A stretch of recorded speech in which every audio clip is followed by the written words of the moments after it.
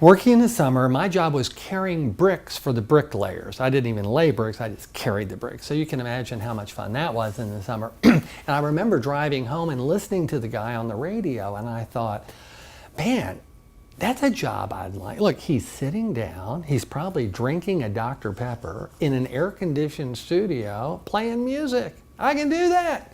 So I just, every summer, I would go to the radio station and ask for a job. And while I was in college, I'd started doing radio in college at a small station there.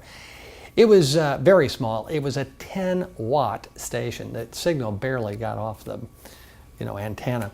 But I did get a job in radio, and after college, that's what I did. I began as a radio disc jockey in the early 70s, and it was at the time, disc jockeys were very personal, and there weren't many other choices. There was no internet, of course, and so had a great time. But after about 4 or 5 years, they had just started a cable TV system here in Owensboro, and I went to the manager and I said, listen, you own these radio stations, and then I know you own this cable TV system and this new thing that just started called HBO.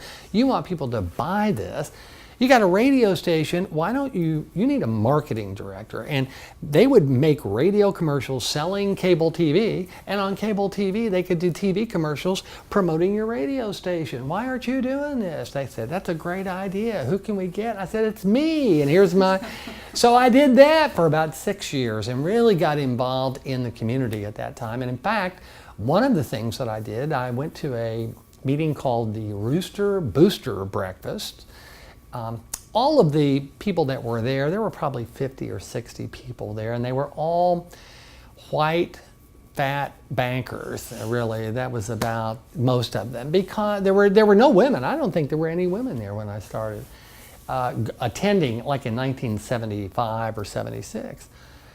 And they weren't all bankers, and they all weren't fat. But the point was, they were all these older, really old businessmen. And one of them, that would happen to be a doctor, was the MC. And that next year, in 1977, he became president. So they needed an MC. And I was 27, I think, years old, which was really a little kid compared to these other titans of industry here in Owensboro. But I was going to do that for a year, and as you know by now, I stayed around for 37 years. And we got some great stories about Rooster Booster down the road.